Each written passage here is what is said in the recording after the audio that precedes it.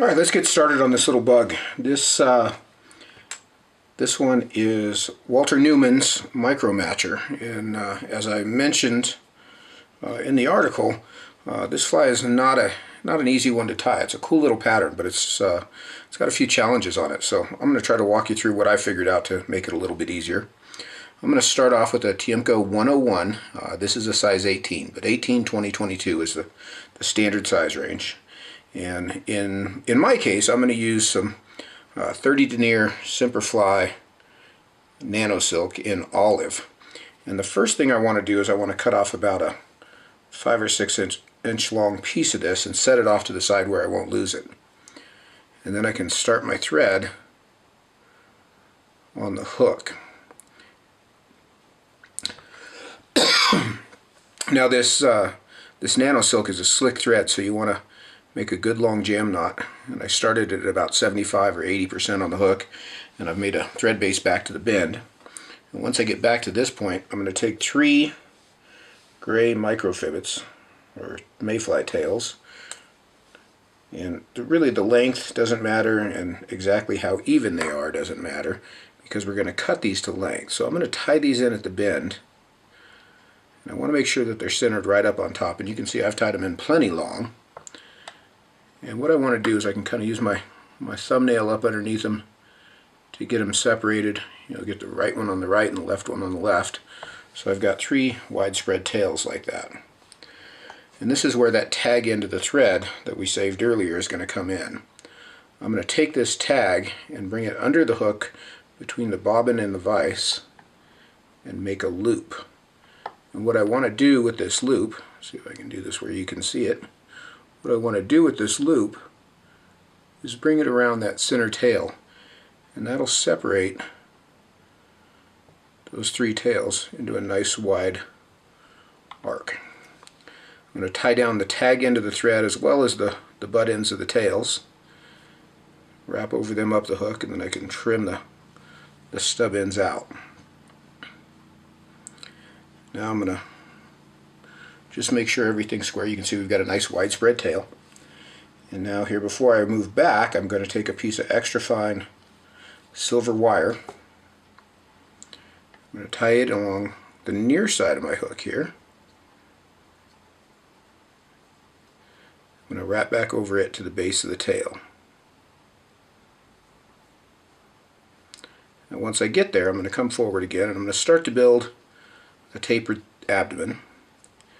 And this 30 denier is very small thread, which makes it really easy to build the shape that we're going to need. And I want to exaggerate it a little bit.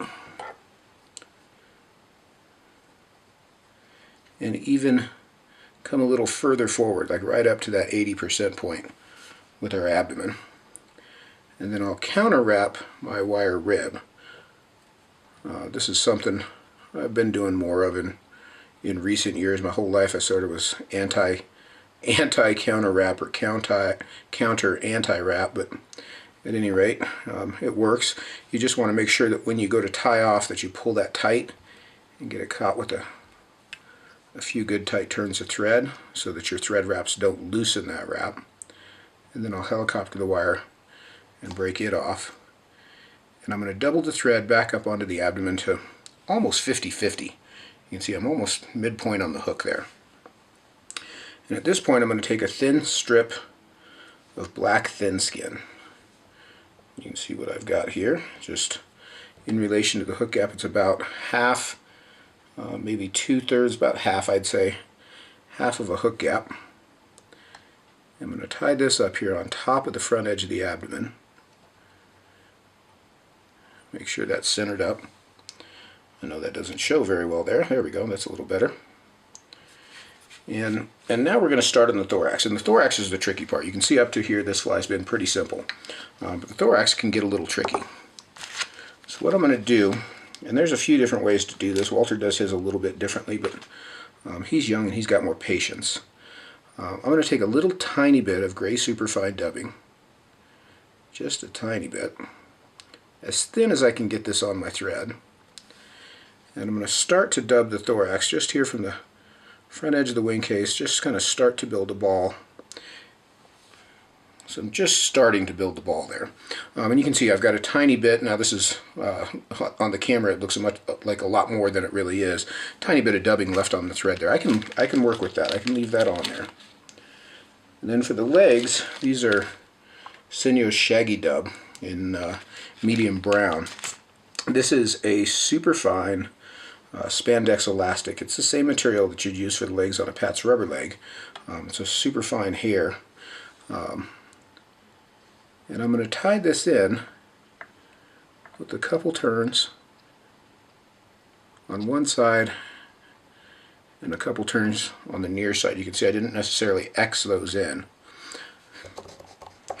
Then I'm going to come in with my second set of legs, but first I'm going to put just another tiny bit of dubbing. Now, Matt puts all the legs in first and then dubs between them, and I have found that I have some trouble keeping them aligned and where I want them. So I'm going to dub in between each section. And the big trick on this is to just use tiny bits. Now that first set of legs I want to kind of sweep back like that. You can see I've dubbed just a bit more. I'm going to grab my second leg, or second strand, and I'm going to lay this in, catch it with a couple turns, kind of bump it right up to the back of that front edge of that bump. So I've got those evenly spaced. I'm surprised this is going so well here on camera, but there's plenty of time for it to go awry. Keep your fingers crossed. Another little twist of dubbing.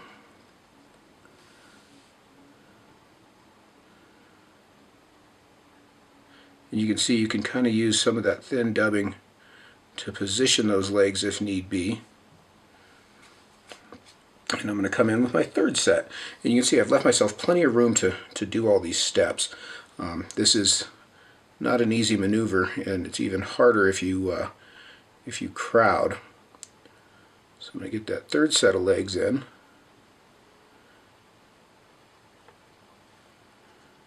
And bump that right up to the dubbing. I'll put just another tiniest little, this is going to be like half as big as what we had before. Little pinch of dubbing here onto my thread. You can see where this 30 denier really comes into play nicely here. The thread itself is so thin I'm not creating a lot of bulk just by tying the legs down. And I'll use this to sort of position the legs. And you can, you can figure eight in between the legs if you need to.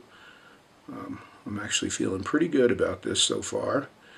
Use up this last bit of dubbing. I'm going to end up just behind the hook eye here. So we've got 3 evenly spaced sets of legs. Now I'm going to come in and lift my ThinSkin over the top. Now one thing with this 30 denier Nano silk is it's a very sharp thread, as in it's very narrow diameter, so you don't want to pull down too tightly on it there. When I pull that Wingcase over, and then I'll fold that back, catch that with another couple turns. And then I can come in with my whip finisher and whip finish there just behind the eye. You can see I can kind of build the head up to clean that up. Now I'm going to come in and pull this stub end up and just nip it as close as I can. I always have a little stub, and I think the one in the magazine actually has that little stub sticking out over the hook eye, but I've figured out a way to clean that up since then. Kind of get our legs positioned. What I want to do here is trim the legs about a gap width. You can always come back and trim them again if you feel like you got them too long. But if you got them too short, there's no way to make them grow back, so keep that in mind. So I'm just going to trim those into 3 little legs there, and this tail is going to be about a shank length long, so I'm going to pull that back and just sort of eyeball it for a shank length. Now that cut tail is Walter's idea. That's never been something that I've agreed with, but as I said, the you know, the bar emerger's got a cut tail, and that fly's been around longer than I have, so we're going to give him that that little piece there. But the idea being is that those little bit thicker fibers imitate the tail a little bit better, and they probably do. I just wish they were tapered. So to finish this fly off, I'm going to come in with a little bit of UV resin, and in this case I've got some new stuff. This is Bone Dry Plus, which is just slightly thicker than standard Solarez Bone Dry. And I'm going to put a drop down, and then I'll use my dubbing needle to sort of smooth it from front to back. And I want to go down the top of the abdomen all the way to the base of the tail. Get a nice smooth coat on there. And then I want to cook that, and you can see my lamp is not, the light is showing on the fly, but my lamp is not. You want to start pretty far away with your lamp on this, and kind of fan it on and off, and then come down right down onto the fly, and you can get it cooked all the way through. That'll make a much more secure coating and keep anything from cracking or peeling up or cooking too fast. And that is Walter Newman's Micro Matcher. Like I said, cool little fly, and I'll tell you, this was my first shot at this one today, so I'm surprised. I was thinking this was going to be a dry run, but he came out pretty good. I've got one leg a little longer on this side. I'm going to nip him down. But really a cool little wiggly bug, super cool looking. Yeah, you know, it took me plenty of practice to get this one down, so I've got a row of them in my box. I'm looking forward to fishing it. But that's Walter's Micro Matcher. This one is available from Umpqua Feather Merch. It comes in a few colors, I think. But a cool little beta sniff, and you know, a good wintertime distraction as far as honing up your skills and your patience level on getting those legs in there. So I hope you enjoy that. Twist them up, get some of those rubber legs. Just remember, you know, you don't be in a hurry. Just twist them up, get them done. I like it. I like it. I'm happy with that. Hope you enjoyed it. We'll see you next time. I'm Charlie Craven. Thanks for watching.